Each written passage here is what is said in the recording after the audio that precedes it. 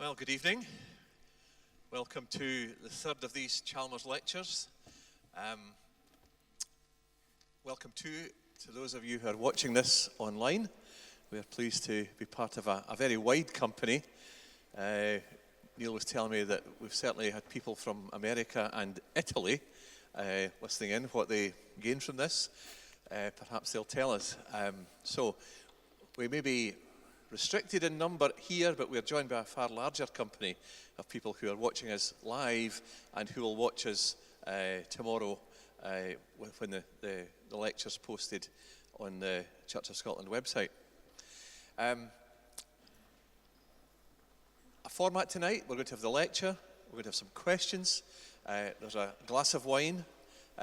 Last night I was unable to convince people it was free, but it is. We just served just behind the organ, a chance to chat and ask some informal questions. We hope you'll stay for that. And also to mention that the bookstall's there. I've been pressing.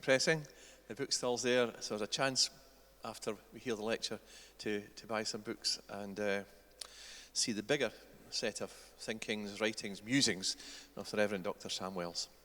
Sam, it's a pleasure to be with you again, and we look forward to hearing this third lecture.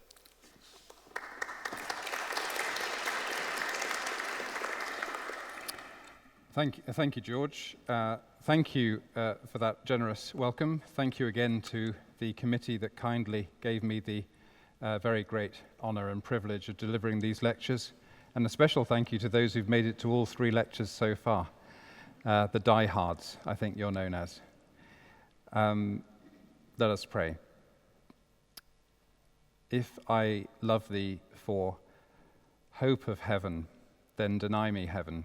If I love thee for fear of hell, then give me hell. But if I love thee for thyself alone, then give me thyself alone. Amen.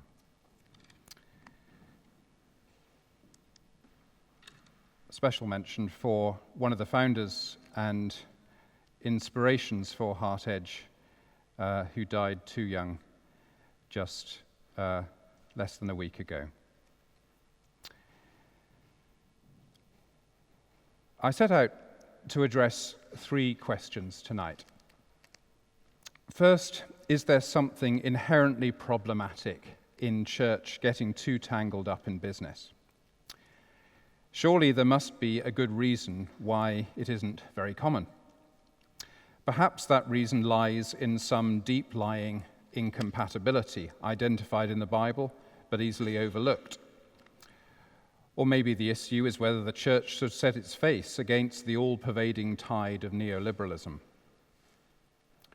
Second, if there is such a thing as the business of the kingdom, what kind of business might that involve, and what are its purposes? Third, what is the potential for a kingdom business movement within the vision of church renewal set out thus far in my first two lectures? In the United Kingdom, the biggest conceptual issue to overcome in understanding how church and business can coincide is a struggle to disentangle three things that are easily confused.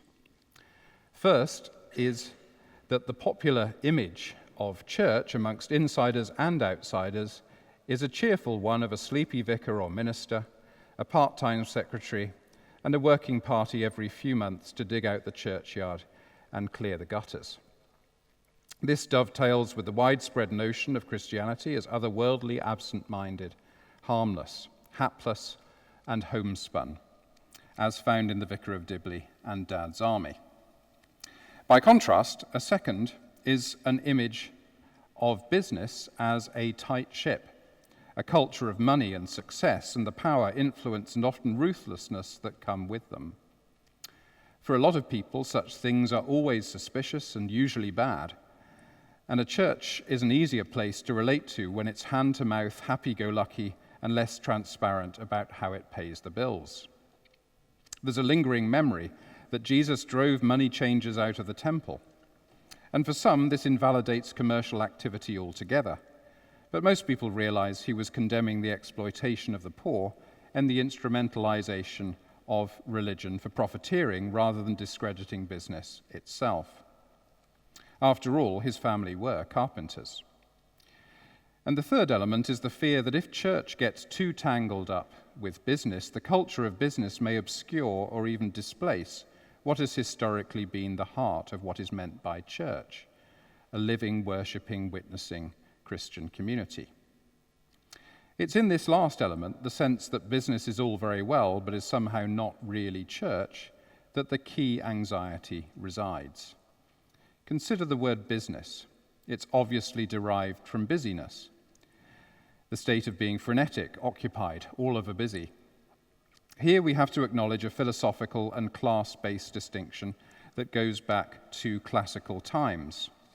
In Latin, the word otium means leisure. The word for business is negotium, which means not leisure. For the ancients, the contemplative life was the highest aspiration. When Socrates said the unexamined life is not worth living, he placed in the imagination of the West the idea that busyness was not only undesirable, but unworthy. This can play into a dualism that's found in a lot of Christianity, a dualism that drives a wedge between the worldly body and the otherworldly soul, and assumes spirituality is about escaping from the flesh and seeking the spirit. The incarnation and bodily resurrection of Jesus discredit this kind of dualism because they show that God in Christ is utterly invested in our physical being and that our life with God forever will be a physical, tangible one. The account of the capable wife in Proverbs 31 dismantles any sentimentality about a precious trophy, leisured existence, and praises the woman who rolls up her sleeves and plants and reaps and wheels and deals and acquires wisdom, strength, and dignity. The parable of the talents in Matthew 25 criticizes the slave who thought that all the master wanted was his intangible love and praises the slaves who got into the marketplace and made that love real and took risks and found rewards. Likewise, George Herbert's hymn, "Teach Me, My God and King," is a prayer to find joy in daily tasks and turn business into ministry by placing it in the hands of God. A healthy society is not one that relegates work and business to the secondary outhouse of trade while exalting worship and prayer at the top table of piety. Instead, a healthy life seeks a rhythm of work, home life, nurture, rest, witness, service, and play, looking to worship, formation, personal devotion, and fellowship to inform and transform at every stage. Business requires imagination, commitment, competitiveness, alertness, care, skill, teamwork, wisdom, timing, energy, partnership, leadership, loyalty, and drive. These are all good, created, blessed, and worthy things, goods in themselves, and not just a means to the end of profit and making a living.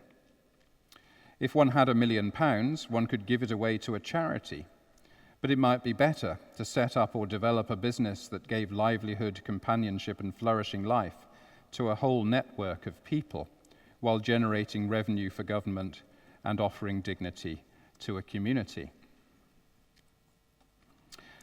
It may be said that the church needs to wake up to the social and economic climate in which it lives and regard business with suspicion for more sophisticated reasons.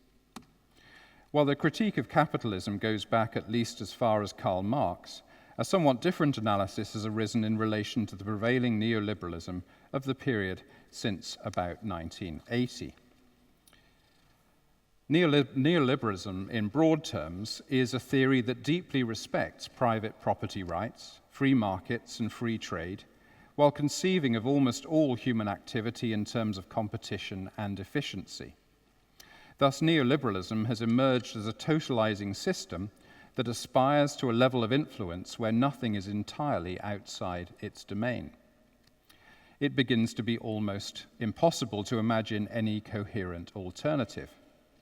As Kevin Hargaden puts it, the totalizing effect of neoliberalism is observable in how it extends the logic of the market to parts of life that had previously operated on a different logic, in how it replaces the contention of political deliberation with the calculation of technical expertise, and most critically, in how it colonizes how we think about the world, training us to be competitors concerned with self-interest, and to aspire to self-destructive levels of comfort. It dominates our imagination. Hagenen reminds us of Martin Luther's account of the first commandment in his larger catechism, where Luther writes, "What is God? Answer, a God means that from which we are to expect all good, and to which we are to take refuge in all distress, so that to have a God is nothing else than to trust and believe him from the heart." Luther adds, the confidence and faith of the heart alone make both God and an idol. By this measure, money has become the supreme value by which all other goods are measured, and capitalism is indeed, as Luther puts it, that from which we are to expect all good and to which we are to take refuge in all distress. In other words, an unambiguous focus of idolatry. The question thus arises, is a congregation succumbing to such idolatry if it presumes to enter the marketplace, or is it culpably naive if it believes it can participate in this realm without losing its identity and becoming a prisoner or an unconscious accomplice of it? I have two contrasting answers to this question. The first is, almost the whole of Western society is exposed to the potentially pernicious as well as the undoubtedly beneficial effects of capitalism. The idea that participating actively in the market makes a community vulnerable in a way it would otherwise be immune is the true naivety. It means subscribing to what is sometimes called the myth of clean money. As explained in my second lecture last night, a congregation that doesn't generate its own income is simply subject to the contributions of those who have made their money in the very same market economy and almost inevitably share some or most of its values. There's no third option. That's not to say the congregation shouldn't be alert to seduction.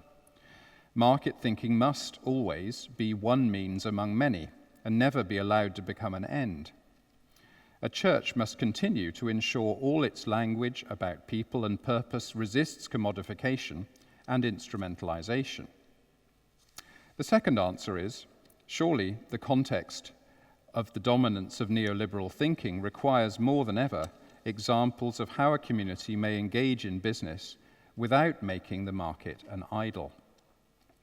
The alternative is a counsel of despair that recognizes our ultimate powerlessness in the face of the all-pervading market, thereby treating the market as a god just as much as if it were actively worshipped, and dolefully assuming all anyone could do would be to make ultimately futile gestures in the face of inevitable defeat.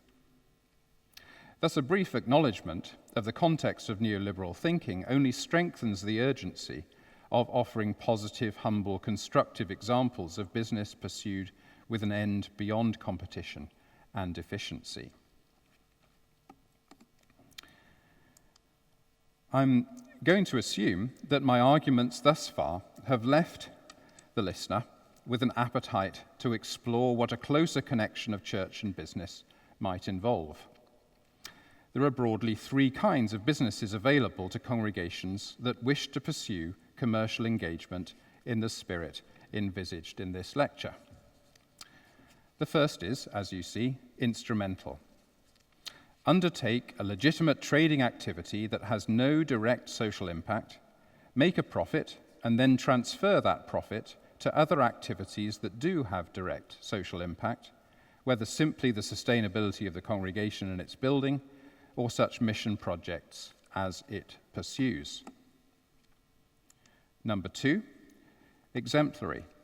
Undertake a trading activity that has no direct social impact, but seek to do so in an exemplary way, paying good wages, having a minimal environmental footprint, using locally generated resources, promoting fair trade practices, and so on, while still transferring profit to the activities mentioned under the first category. And three, social. Undertake a trading activity whose profit return is evidently secondary to the indirect social impact sought. So I'm now going to talk you through those three in a bit more detail. In the instrumental approach, the aim is simply to generate funds that in some congregations might be supplied by congregational stewardship or conventional voluntary fundraising, such as the parish fete, or the dinner, or the auction. A congregation might embark on such an enterprise if it had a building that had a very, very high upkeep costs, for example, a listed building or one in a poor state of repair, or if the congregation had ambitions to purchase a building or increase the size and or broaden the use of their building. There is no social impact foreseen in the activity itself. Any legitimate business proposition can suffice. Offering employment may be one among the ancillary social benefits, but such benefits are incidental to the central purpose of generating a profit. And that distinction is accentuated if the business is subcontracted to a third party and the staff members are not directly employed by the congregation or its commercial subsidiary. It's accentuated further if practices of staff members or operating methods of the enterprise differ in significant ways from the ethos of the congregation. It's not hard, for example, to see a clash of views about the sale of alcohol, if that were to be a primary form of income generation, or the appearance of books by the new atheists if a bookstore were to be part of the business. When a congregation embarks on such an enterprise, it makes two assumptions. One is that the venture will indeed make a profit. The other is that the profit will indeed be used to achieve the ministry or mission objectives envisaged, rather than, for example, be drawn upon to underwrite or invest in the business.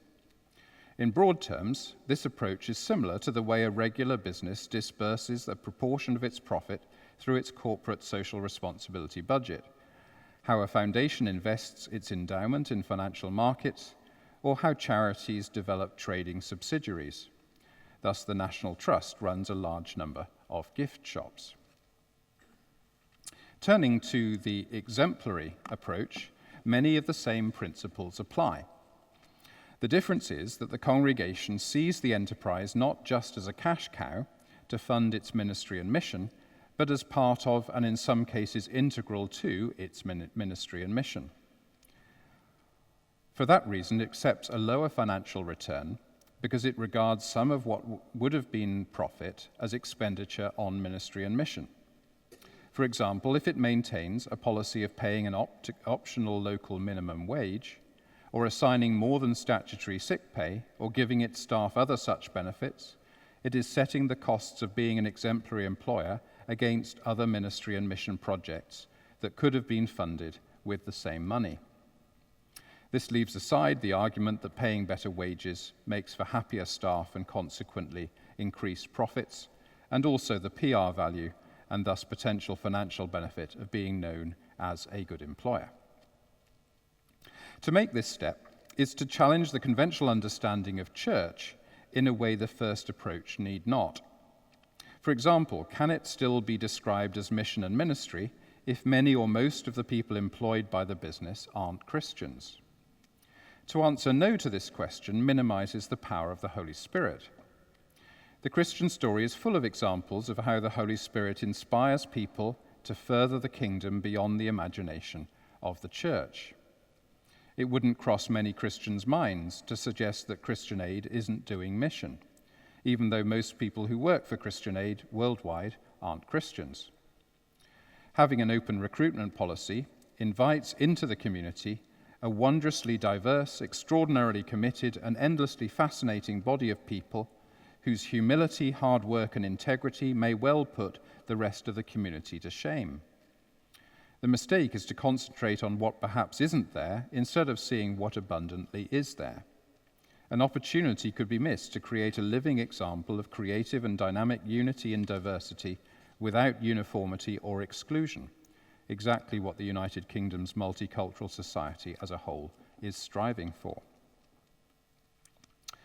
And so to the social approach. In the social approach, the company has the appearance of a business, but the primary goal is to model the kingdom by prioritizing social means as well as social ends. Thus, the business may make a priority of employing those who are rough sleepers. For example, a bike repair workshop, where those who are currently homeless can regain confidence and work once again within structures. Alternatively, a venture may seek to train prisoners for work after their period of incarceration, perhaps as a chef or table attendant in a restaurant. For a congregation, this is simply mission. It doesn't need and can seldom aspire to be income generating to any significant degree, but its metrics are not those of a conventional profit and loss account. The most challenging thing for a congregation can be to be clear in its expectations. It's not helpful to set up a business directed at raising profits, to hire staff equipped to do that, and to market the venture accordingly, only for congregation members to lament that the business does not look like it's taking the social approach, when that was never the intention. The problem is not the sordidness of all commercial enterprise, it's about a failure to give clear instructions and set realistic expectations. A subset of the social approach we might call the balanced approach. In the balanced approach, there's no separation between the financial profits and the social impact. The two are of a piece. In many cases, the company has to find a balance between generating financial returns and creating social impact. Examples include fair trade businesses and microfinance institutions. In such cases, the need to show a significant profit inevitably lessens the social benefit, at least in the short to medium term. A relatively unusual variant of this model is found where the financial returns and the social impact match each other. Examples include wind farms and organic vegetable box schemes. These are in many ways ideal social enterprises because they both make a profit and have a significant social benefit, and the more benefit they generate, the more profit they make. One can imagine that a clothing firm that pioneers the use of organic cotton is making a trade-off between financial and social returns. The firm could use non-organic cotton, which would be cheaper, but less environmentally friendly. Non-organic cotton crops represent one of the heaviest uses of pesticides in the world. Suppose, however, that the market eventually changes so that consumers end up preferring to buy only organic cotton clothing and are prepared to pay more for it. In such a scenario, an ethical clothing firm continues to use organic cotton and should make money by doing so. In purely financial terms, much the same things could be said of a congregation. The larger it gets, and in particular, the more congregational giving it generates, the more it can do by way of ministry and mission. This is a crude form of measurement, but it's nonetheless the spoken or unspoken aspiration of most congregations. Having surveyed the three kinds of business and given examples of how they each work in society and church, it's time for a brief review of which kind might be suitable for a congregation to adopt. The answer largely lies in the reasons that brought the congregation into this conversation in the first place. A congregation that's broadly happy with its vision for ministry and mission, but finds it simply can't pay for the activity it feels called to sustain, is likely to go for the instrumental approach. A number of decisions will characterize what kind of business, and thus what relation to ministry and mission is in view. Will the business take place on the same site as the church building? If not, it's easier to distinguish between the business and the congregation. Indeed, it might be hard to make any connection at all, which might be a deliberate policy. For example, the congregation may come to own one or more properties that are rented out at a profit, or a share portfolio that's traded for significant returns. These are ways of keeping income streams largely invisible. By contrast, a church in a marketplace may sell land or property and build or convert a space into a cafe for use by the public. If such a cafe is sublet, the instrumental imperative is highlighted, and the congregation's leadership will need to keep a very close relationship with those running the cafe in order to anticipate, avoid, and downplay any tensions of ethos or operation. If the cafe is run by the congregation or its trading subsidiary, it will almost inevitably need to migrate to the exemplary approach, since the staff will quickly and widely be regarded as representatives of the congregation whether they see themselves that way or not. There are good reasons why a congregation may wish to maintain an instrumental approach. If its ministry and mission are exemplary in every respect other than its ability to pay for them, it may choose to keep the large majority of its focus on its areas of strength. If its congregational capacity is small, and it doesn't see itself being able to cope with the management, governance, and leadership requirements of employing a significant number of people, it may be wise not to do so. If the business conducted as a specialist one and not widely understood, it may be best to subcontract it and leave it to the experts. However, in most cases, especially when the business and the congregation share premises, the instrumental approach will be a temporary status, perhaps for the first few years, while the enterprise becomes established, and the congregation's aspiration will be to integrate the business more fully with the life of the whole congregation, which is exactly what the exemplary approach seeks to do. The exemplary approach is subject to many challenges. If a business seeks to pay its staff the living wage and is in a sector where that is rare, it's putting itself at a commercial disadvantage against its competitors. If a venture is to adapt itself to market conditions, be ahead of the curve in its products and marketing, bring out the best in its staff, and have a dynamic plan for 5 years hence, it will need excellent senior management and talented non-executive directors. This will almost certainly entail attracting people of suitable background and ability from the wider church and community, who, in the case of the directors, expect no reward but the pride of being part of a worthy cause, or, in the case of the executives, could doubtless earn a higher salary elsewhere. If the marketing is unattractive, the product not good enough, the commercial climate challenging, or the whole concept flawed, the profit may be small or non-existent. People will be heard to say, "This is not a charity," when actually, in some ways, it is. While painful choices may need to be faced about those things that make up the term exemplary, and which ones need to be sacrificed first. There's no doubt people will be quick to point out the hubris of calling oneself exemplary, ignoring the difference between a fact and an aspiration. Even if it goes well, it can, like any aspect of ministry and mission, become an idol, absorbing all of some people's energies to the detriment of their well-being or the wide calling of the congregation. Notwithstanding these hazards, the exemplary approach is the best fit for most congregational commercial ventures. Like it or not, everything a congregation does is part of its witness. If it treats commercial activity in an instrumental way, it is sending a message about how it regards business, staff, and profit.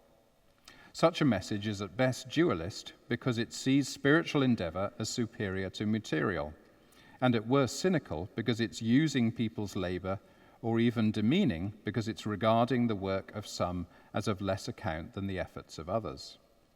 So the congregation will almost inevitably find itself moving toward the exemplary model, enthusiastically or reluctantly.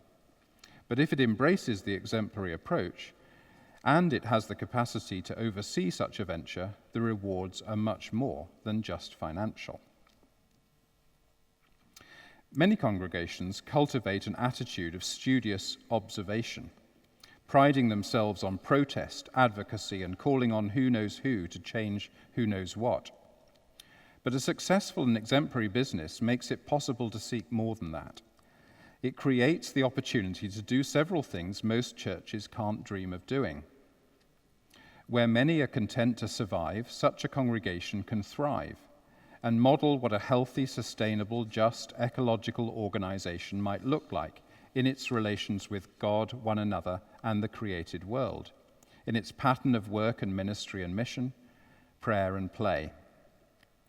If it flourishes, others may invite it to come alongside them and inspire them to combine commerce with congregational life.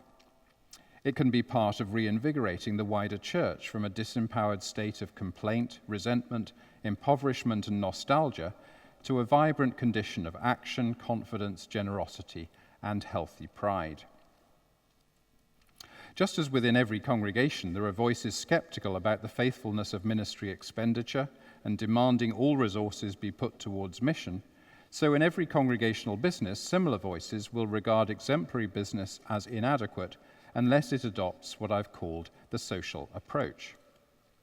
The social approach wants every employee to be an ex-offender or formerly homeless, wants every raw material to be locally sourced, and wants all wages and benefits to be the best in the sector. Advocates of the social approach long for the day when a stranger might wander in and see the activity of the business and its different dimensions and its integration with the regular ministry of the congregation in worship, fellowship, education, and pastoral care, and ask, this kingdom you speak of, this communion, this turning of society into community, this freedom and flourishing beyond market and state, this company of grace, what does it look like? And those advocates could then turn round and sweep their hand over every aspect of the community's life together and say gently but truly, it looks like this. It goes without saying that the more the exemplary approach looks and feels like the social approach, the better in almost every way. But an honest conversation needs to be had about the principal aim of the enterprise. If the intention is to fund a mission of which the congregation is already rightly proud, which is flourishing in every way besides mustering sufficient funds, then there's nothing to apologize for in the exemplary approach. If, however, there is no such flourishing mission, and/or if there is no significant imperative to raise funds to sustain it, then the social approach may become that outstanding ideal form of mission. But the important recognition is that the social approach is mission, wholly or largely evaluated by its positive impact on those beyond the congregation, whereas the exemplary approach is better thought of as ministry, building up the congregation and making it more fit for mission. It's not that the exemplary approach is inadequate or too worldly version of the social approach. They are different things designed for different ends. In the first, the profit is primary, the impact secondary, and in the second, the impact is primary, the profit secondary. There can be excellent examples of both, but they are very seldom, if ever, successfully combined in the same project. And this is where the balanced approach comes in as a variant of the social approach. As I've pointed out, most organizations find it next to impossible to make a genuine profit at the same time as making space to broaden their hiring policies and prioritize training and support for vulnerable employment groups. But before that sounds like a lack of faith or aspiration, it's helpful to recognize that harmonizing such divergent goals is exactly what the congregation seeks to do in its ministry life all the time. Congregations invite those with disabilities to read a lesson in worship or preside at Holy Communion and invest in lapel microphones or flexible liturgical furniture as appropriate to accommodate various needs. Congregations ask a person with a conviction for fraud to lead a working party tidying the churchyard. They take for granted that a person who has little or no money to contribute to the collection is nonetheless an equal and honored member of the flock and can attend the parish away weekend without paying the full cost. It is precisely to maintain these kinds of practices, which some might call radical, but congregations come to assume are normal, that instrumental or exemplary enterprises are set up in the first place. The best role of a business is to support an already dynamic ministry and mission, not to substitute for one that is not already there. I've sought to dispel some of the unhelpful contrasts conventionally drawn between business and church and show how a congregation can both sustain and renew its life by finding the right kind of business model to adopt. What congregations should be striving for is to unite efficiency and integrity. Efficiency is doing the thing right to maximize profits and achieve goals. Integrity is doing the right thing. It's not quite the hypostatic union that holds Jesus to be fully human and fully divine, but it's nonetheless a conviction that business and charity may be pursued wholeheartedly alongside each other, where integrity refines efficiency and efficiency earths integrity. When a church has drawn together commercial and charitable activities within or alongside its congregational life, it is becoming an institution with social and economic significance. In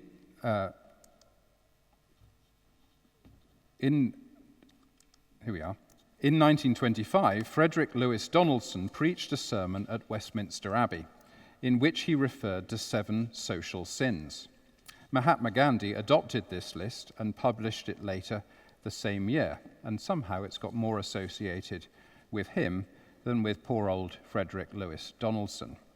Anyway, the aims are as follows. Listen carefully. Wealth without work, pleasure without conscience, knowledge without character, commerce without morality, science without humanity, religion without sacrifice, politics without principle.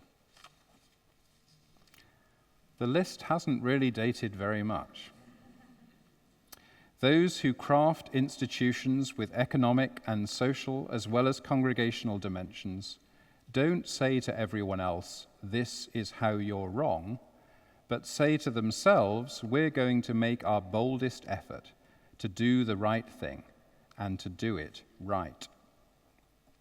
Near the beginning of his ministry, Jesus articulated 8 expressions of what the kingdom of God entailed, known as the Beatitudes. The sentiments of his charter have been called the most important words spoken by the most important person that ever lived.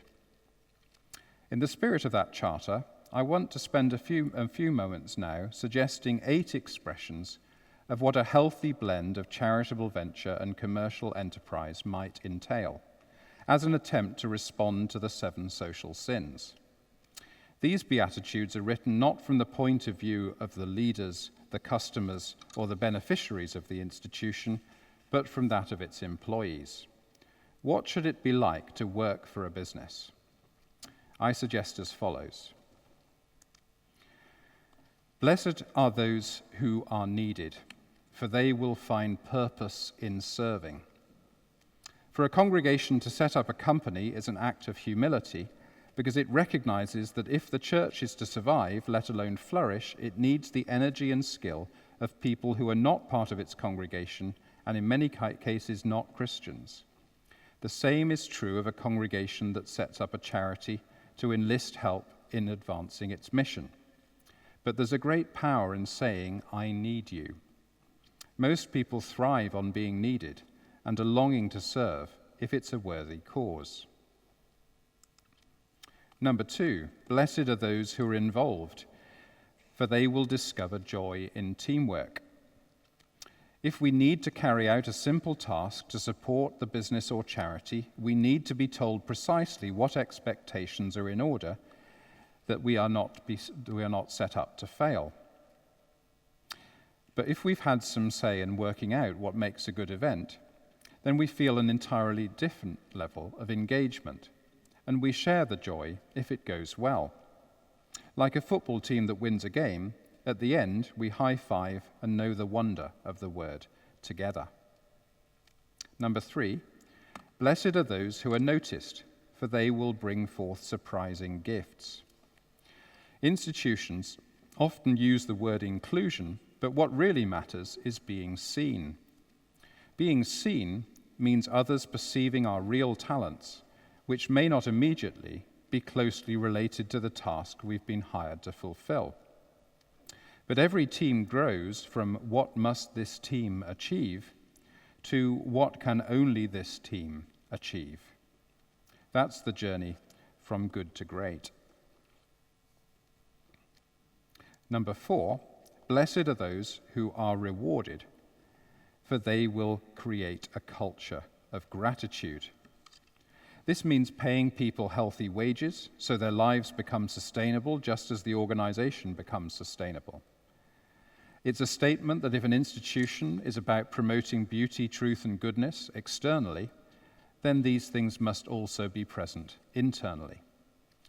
If we each know people have gone the extra mile for us, we're motivated to go the extra mile for others. Number 5, blessed are those who are listened to, for they will foster a love of learning. W. Dean Muhammad, leader of the American Society of Muslims, used to say, "We exist for two things, knowledge and mercy." When things go well, we ask one another, what was the secret? When they go badly, we say, what would we do differently? If you have the courage to ask someone a question you don't already know the answer to, you're telling that person they matter and that you need them to become a better person yourself. Number 6, blessed are those who are given space to grow, for they will find out what they were put on this earth to be. It's always a great question to ask someone, how have you grown in the last year? An organization that just tells people what to do is using them as servants or worse. An organization that's helping people reach their potential is genuinely enjoying them. To grow means to surprise others and yourself. Growth is the reward for giving people space to discover who they really are. Blessed are those who are challenged, for they will reveal what they're really made of. To be challenged means to be placed in situations where the adrenaline runs faster because we've never done it before, but also to be held accountable for standards below which we shouldn't fall. When we say, bring your A game to work, we're saying, if you want to learn, discover, grow, and find purpose, you're not going to do it by taking the easy option. And number 8, blessed are those who are trusted, for they will become leaders themselves. When Christopher Wren walked unrecognized among the craftsmen working on St. Paul's Cathedral, he asked one laborer, "What are you doing?" And the workman replied, "I'm cutting stone." Later he asked another the same question, and the man said, "I'm building the house of God." If you're trusted, you come to realize this is yours as much as it's anybody's. You've gone from being an employee to being a leader yourself. When Jesus uttered the Beatitudes, he was saying to his disciples, it's not enough to have faith. You have to make your life and the life of your community a living example of what the Holy Spirit can do. The grave of Christopher Wren lies in the crypt of St. Paul's Cathedral. There's no great towering memorial, only these words, "If you are searching for his monument, look around." That is the reward for those who create institutions that integrate charitable, commercial, and congregational dimensions. Their successors can say, if you're searching for their monument, look around. I haven't discussed the secrets of what makes a profitable business, on which the available literature is vast, or which types of goods or services make the best fit for congregations to develop, which is a matter for local expertise, research, and judgment. Instead, I want to learn the lessons of the parable of the shrewd manager, that generosity is the best investment, happiness lies in learning to love the things God gives in plenty, and business is primarily a matter of making friends. How does a congregation strike the right balance and foster business that celebrates and announces the kingdom, rather than one that obscures or diminishes the kingdom? I'm going to suggest 4 avenues of inquiry that a congregation might pursue as it seeks to evaluate whether to proceed with a commercial venture and whether to continue with one in its existing form or to change it wholly or partly. The first is to have a clear answer to the question, what counts as success? Assuming we're talking about an exemplary business, the second approach I described earlier, the criteria must be sufficiently narrow to be achievable, yet adequately broad to be worth achieving. They must include generating enough profit to sustain the ministry and mission of the church in such respects as existing forms of income, such as congregational giving, are insufficient. But they may also include questions such as, is this enterprise bringing a whole new range of people into face-to-face relationship with the church and leaving them with positive impressions and experiences? Is the process of employment enriching the congregation by rubbing shoulders with people who are happy to work for a church but would previously have been unlikely ever to attend one? Are we together unobtrusively changing the whole notion of church if we're celebrating the ministry of the Muslim finance head or the Jewish HR manager, and setting their contribution alongside the church treasurer or the occasional attender at the midweek service? Such questions go way beyond asking if this church is now able to pay its bills. They recognize that a commercial enterprise has the potential to revolutionize a congregation for good. The polarization between hard-nosed business success and sentimental failure is exposed as a false one. A commercial venture will inevitably involve, affect, and benefit more people than originally envisaged. To establish such a project is to take a step of faith that those encounters will be beneficial ones. Which takes us into the second area of inquiry.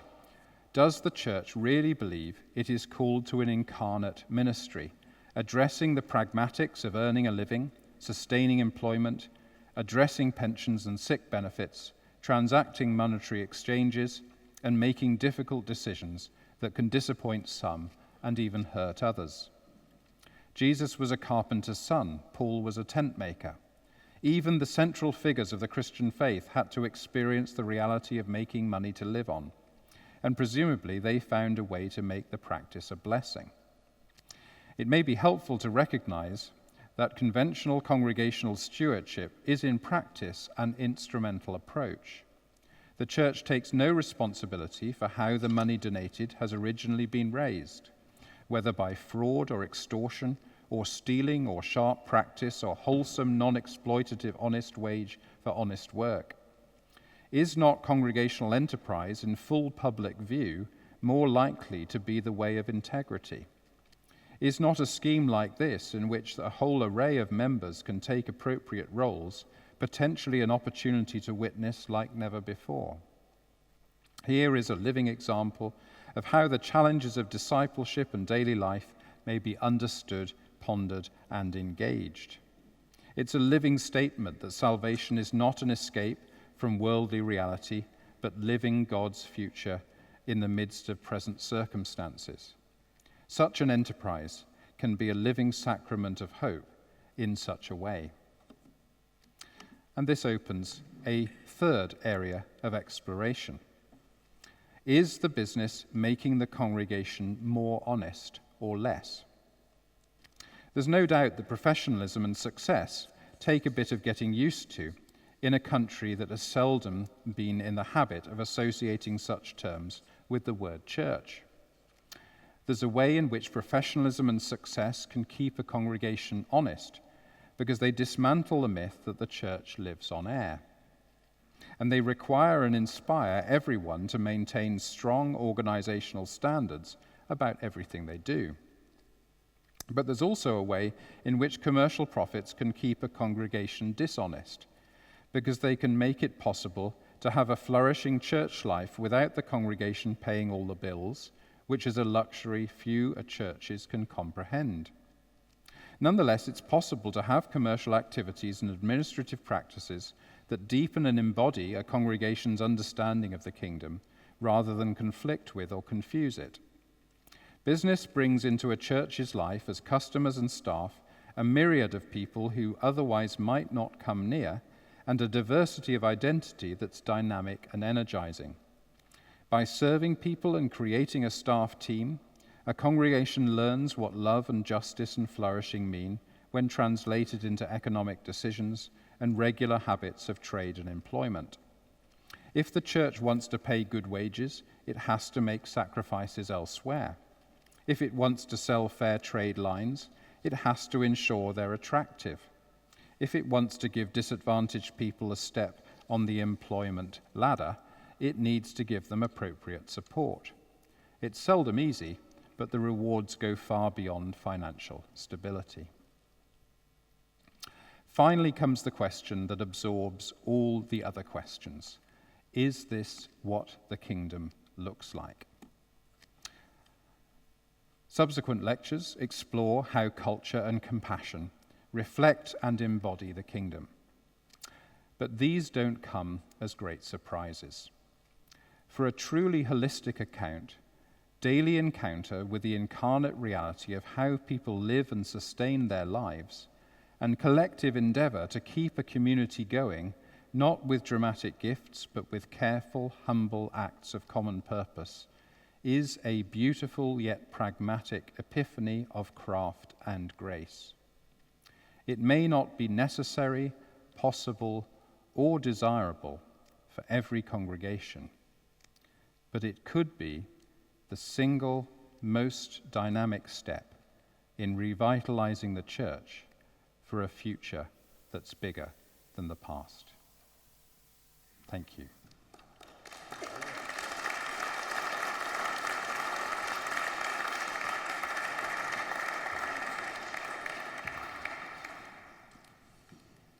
Thank you. So, plenty of challenges in there. Anybody want to start with the questions? Colin.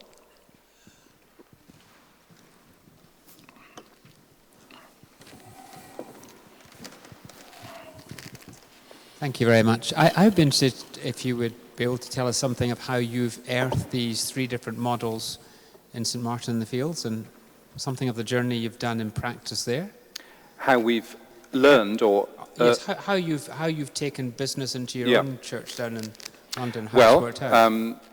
The business was set up in 1987 because the church was over the cliff financially. All mouth and no trousers, as we sometimes say, and in a rather pious way was saying, we've just in the process of bringing down the South African government single-handed. We didn't realize the roof was falling in. And it could happen to anyone, so you have to be sympathetic. But Geoffrey Brown, my predecessor but one, already had convictions. He came in 1985. He'd been very involved with industrial mission. He had strong convictions about the place of the church in the marketplace, the whole worker priest movement, and so on. And that predated his time at St Martin's. So actually, in the spirit of never wasting a good crisis, he took it as an opportunity to introduce some of these ideas. Initially, it was an absolute disaster. And it was a disaster, I think, for two reasons. One is that the congregation regarded it as an opportunity to instill their values on an unsuspecting populace and ask the unsuspecting populace to pay for it. A little bit like Trump with his Mexican wall. That's to say, they were sold very self-improving books in the bookshop that the congregation wanted to sell, but nobody wanted to buy. And they designed the cafe as a restaurant that was the kind of restaurant in which the congregation felt they might once in a while want to dine, rather than that customers would want to come to every day. So that business lasted 9 months and went bust, making things in some ways worse than they were before, but actually lessons were learned. And what was resurrected from that was what we still have today, which is a business that rests on a cafe. In fact, we have 2 cafes now, and a shop and an events business and a commercial concerts business. We have about 170 commercial concerts a year, of which we now do about 50 with our own musicians. What's changed over time was that I would say, and I say this in all humility, I would say that the business that I inherited was still, in more ways than not, an instrumental business. And so working with the executive director who took over a few months after I came, over a period of about 4 years, with huge credit to her, and a lot of support from the PCC and the company board, I think you would now describe it as a pretty good example of the exemplary model. So we've made a journey from 1 to 2. And that has, and part of that is increasing the presence of St Martin's own musicians in the biggest shop window, which is the commercial concerts. So rather than doing Vivaldi by candlelight every Friday night done by a select group of external promoters, we now do similar things ourselves as often as not. But the other thing that's now in the process of changing, and what I feel when it's complete, which it probably will be, all being well, in about 18 months' time, is the development of our outdoor cafe as a genuinely social business, in which we partner with our homeless centre, and the people serving the tables are as often as not people who've either formerly been or are possibly still homeless. And I regard that as the kind of completion of the project, because in an ideal world, when people come down to the cafe in the crypt and they say, they kind of half expect it to be a social business.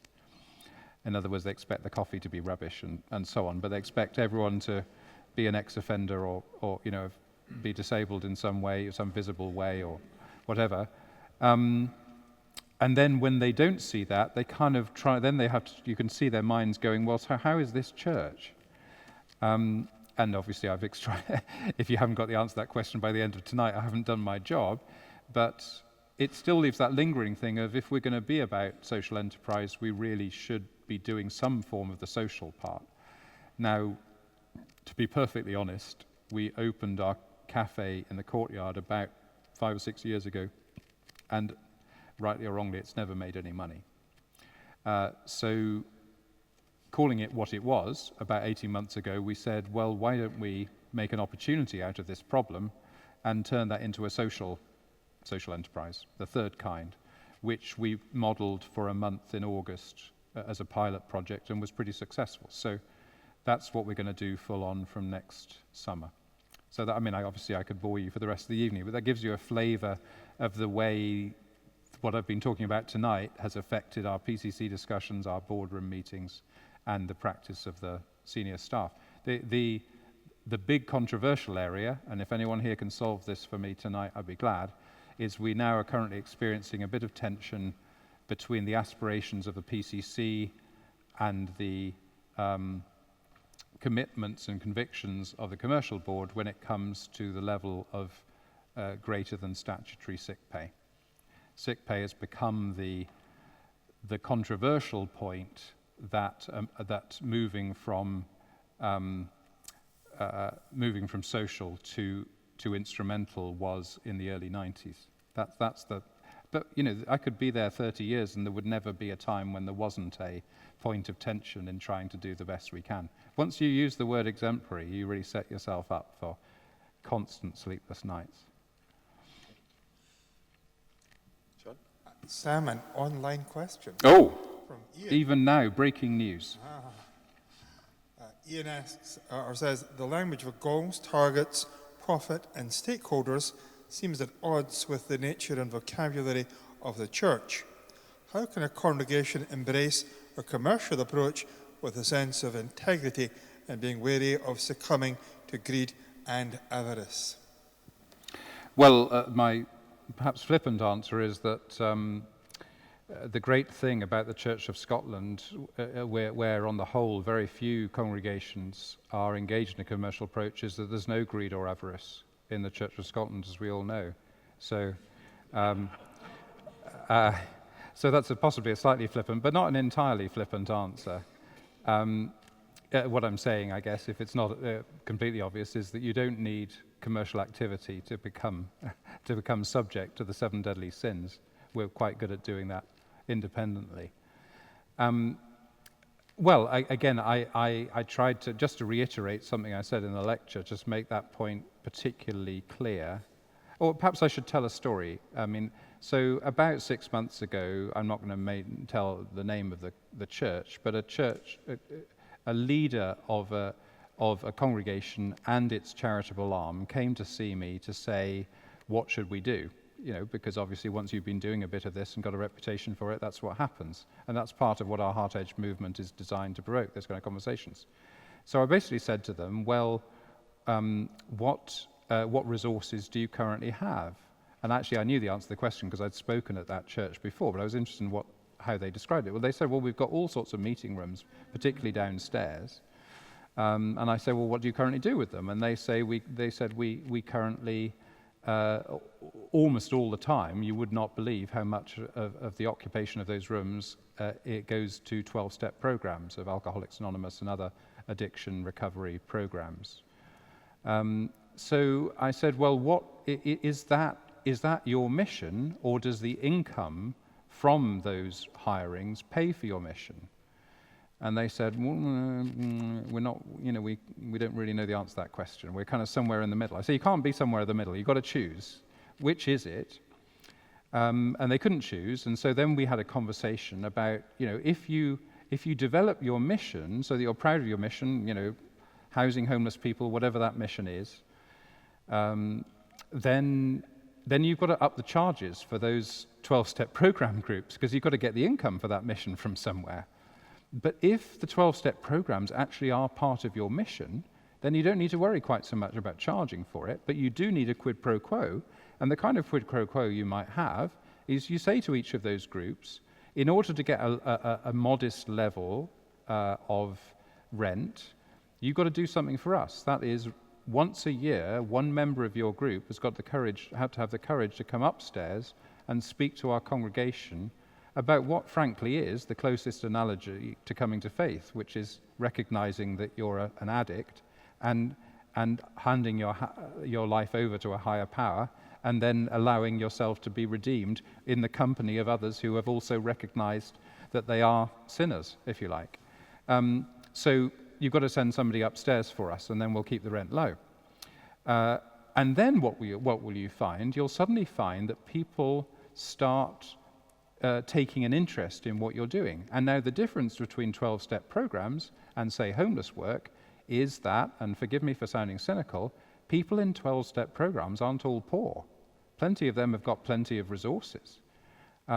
So you open yourself up to all sorts of areas of funding through the friend of a friend of the person who is delighted that their friend of a friend is coming out of addiction and wants to support the place that helped them through that. And then I said to them, and this is 6 months ago, so we'll see in 2.5 years' time if this prophecy comes true. In 3 years' time, you could find yourself being the addiction church in the country. You're going to have BBC want to do special broadcasts on people giving testimonies of coming out of addiction. You're going to have all sorts of charities investing in you. We're going to have government subsidies to help people coming out of addiction wanting to do special training days. And that's how you suddenly discover your mission has taken off into a whole ministry. And that's exactly the kind of conversation that our HeartEdge movement is fostering with all sorts of churches. How to turn your deficit, i.e. we can't use any of our rooms because they're all full of addicts, into a massive asset, saying we are at the forefront of an incredibly transformative ministry, and we are the church in the country that is highlighting these issues in a very positive and supportive way. So I don't think that's a cynical way of going about things. I don't think that's in a way that goes necessarily towards avarice and greed. I think that's a way of saying what is the Holy Spirit calling us to in this place, and how is the Holy Spirit already knocking on our door, desperately trying to communicate to us what we're being called to do, if we could only see it. Thank you. Questions? Joe.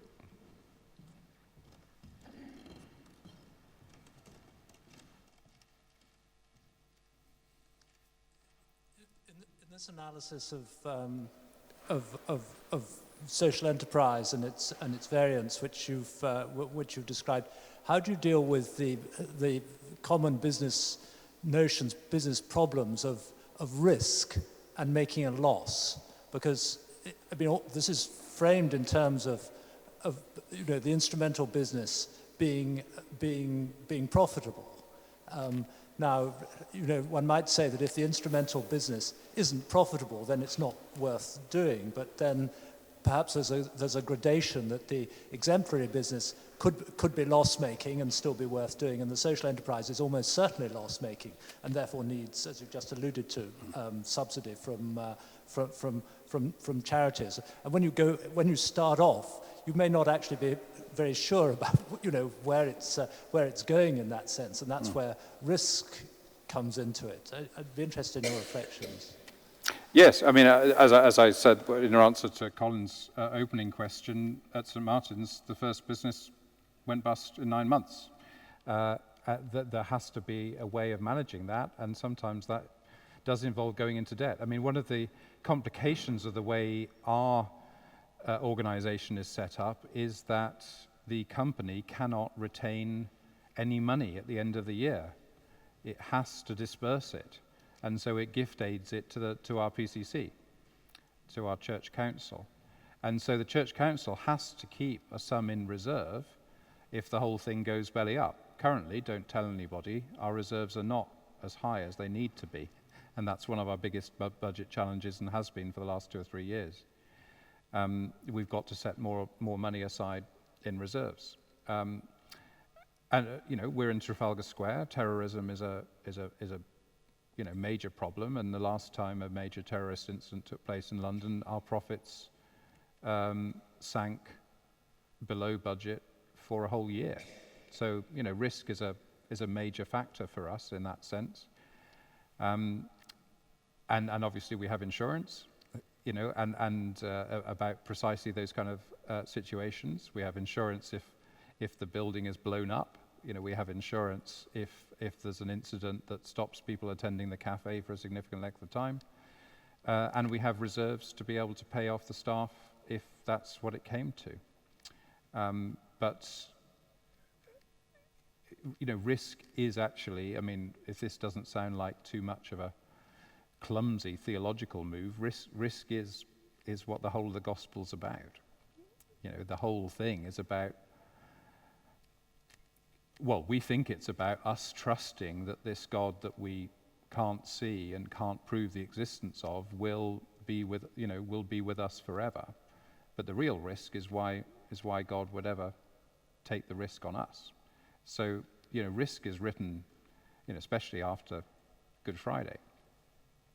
So risk is written into the DNA of Christianity. I don't think it's the approach of a commercial initiative isn't inherently more risky than most charitable outreach initiatives. They all need to be planned very carefully. They all need pilot projects. They all need reporting structures and accountability. In that sense, if you're going to do something properly and professionally, you need all that kind of thing. In that sense, I don't see it as particularly different. Catherine, next to John, next to you. It was lovely to hear you say that you have your own musicians. And I'm wondering, how do you recruit them? Do they have to be of a particular standard? And then how do you keep them? Well, we have, if I just talk about music, we have 3 kinds of music. We call them aspirational, commercial, and participatory. So participatory is you show up, you get the music 3/4 of an hour before the service or the come and sing event, and you do the best you can, and nobody's kicked out. This is church, so we can't not have that category. We have commercial, and that is Vivaldi by candlelight on a Friday night, for example. And we have aspirational, which is of 2 kinds. One is we have a group of choral scholars. We simply advertise for them. We get funding for them to some extent through the livery companies in London, and grants that are available in London for educational purposes. And then we cream off the best graduates of that scheme, and we've created a group called the St Martin's Voices. And they sing commercially. They sing concerts for ticket events, and they sing at events where we take a retiring collection, and we pay them. And then we also have an elite group of those who are the fellows who are on both a paid and a training program, and that's a 9-month internship. And so what that means is, there's a place for everybody. It ends up with we also have a little children's voices ensemble as well. Plus the voluntary liturgical group, and we also have a voluntary concert group. So we have about 7 choirs altogether. So pretty much everybody fits in there somewhere. You know, if they if they're good but not wanting to make a career of it, there's a place for them. If they really are wanting to make a career of it and they're really good, then we'll be very glad to receive them. Why do they come to St Martin's? What's the recruitment thing? Well, I think because of the uniqueness of the formula. You know, you can be paid 30 quid to sing at a lunchtime Eucharist in probably 15 different places in London at a guess, maybe 30, somewhere between those two figures during the week. But in almost none of those places are you stepping over a homeless person when you're going to your rehearsal, buying food from a cafe, which enables us to subsidize the homeless center, and now increasingly, where you might be served by a homeless person. It's the integration of the charitable with the commercial, with the congregational, and the cultural that makes St Martin's unique. That's what these lectures are about, really, and that's what appeals to people. And just give a shout out for our poster child. Our poster child is actually Antonio Vivaldi, who everybody knows was a composer, was also a priest and also a violinist. He went to the Pieta in Venice in about 1712 or thereabouts, found, like many of us have found when we go to a new job, that our boss and colleagues have all gone off sick or been fired, had to run the place himself, started writing pieces like the Magnificat, which, as many people here may know, originally didn't have the lower voices, was just written for the upper voices, because it was written for the children of the orphanage in Venice to sing for their supper, by attracting the wealthy of Venice to come and pay to listen to them sing. And then he created this social enterprise which paid for itself. And so he's our poster child, because when we have Vivaldi by candlelight on a Friday night, we could be cynical, saying, here's another bunch of Americans who are glad to listen to the Four Seasons yet again. But actually what we're honoring is the person that did all this stuff 300 years ago, with even nicer music than we compose today. Okay, thank you. There's one at the back, I think. Sorry, please. I can't get you. Sam, I'll come to you.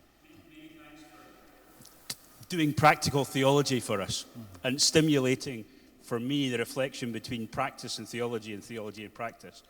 You told the story earlier on in response to the first question of St Martin's doing business.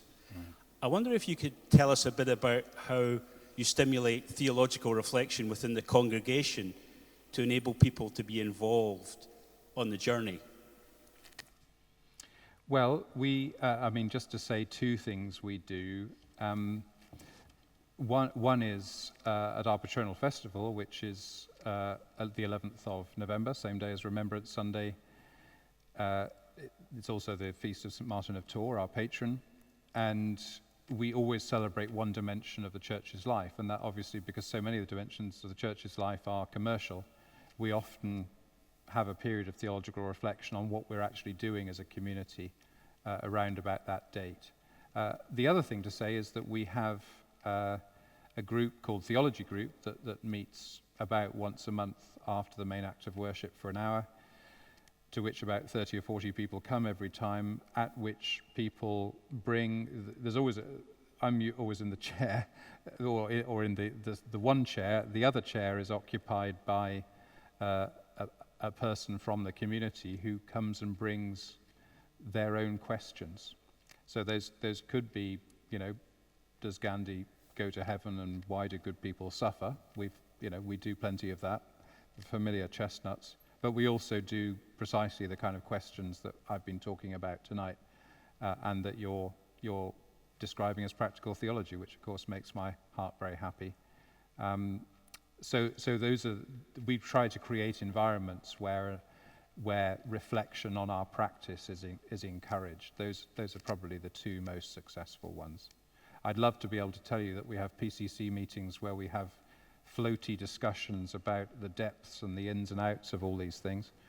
And of course, our PCC meetings are enjoyable in a way that no other church I've ever known.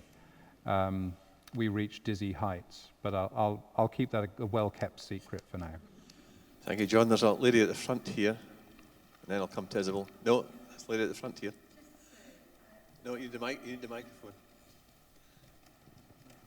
And hold it close to your mouth. Hold it close.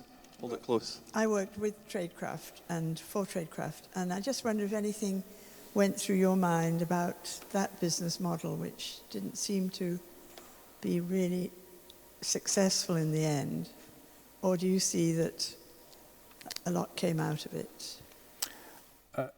Tradecraft? Tradecraft. Are you talking about it in the past tense? Well, no, it still exists, but in a much smaller way, doesn't it? Is that you were almost implying that in your experience, models of business came and went, whereas tradecraft has modified its model. Do you think it's still significant? Yeah, I mean, I'm not an expert on tradecraft. Obviously, particularly having worked in the Northeast for a number of years, I've encountered it a great deal and bought its products a great deal. But to me, the issue, as speaking, not knowing all the ins and outs of its business model and how successful it's been, I would imagine that the issue there is about the pressure to be a social business when being an exemplary business would probably be fine. But what happens with something like tradecraft is once it's become almost entirely detached from a church, it's actually better, in my view, it's better described as a charity. It's a charity that's trying to integrate commercial principles. But I think it's always going to be unclear there, what you're actually trying to do. You have to articulate your mission very, very clearly. And what I've tried to, maybe forgive me if I've said this too often in too many different ways tonight, you really have to decide, do we have a very clear mission, and therefore it's absolutely fine to do an instrumental business in order to raise money to fund that mission because we're very proud of that mission?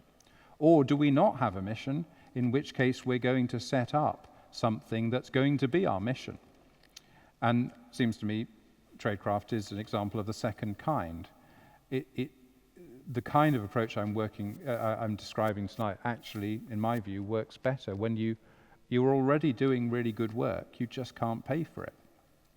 And then setting up an instrumental business is absolutely fine. And as my remarks towards the end were implying, an instrumental business is no real different from a more transparent version of congregational giving, because you don't know where the money your congregation are giving comes from, but you do know where an instrumental business's money is coming from because the accounts are published publicly.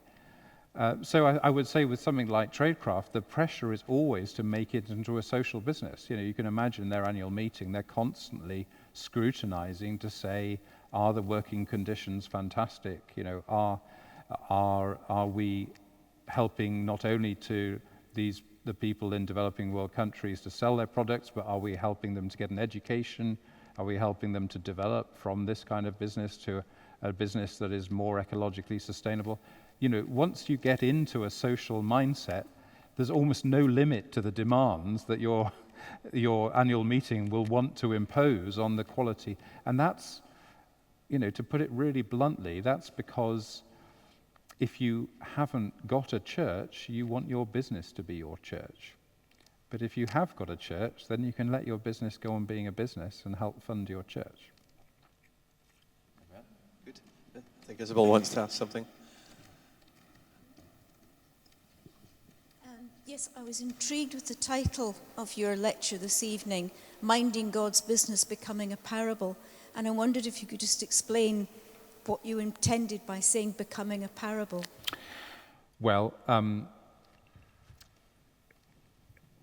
the parable I have in mind is, there wasn't really time to exegete it tonight, but it's the parable of the steward in Luke chapter 16, which, just to go over it briefly for those who don't have instant recall on the Bible, there are such people.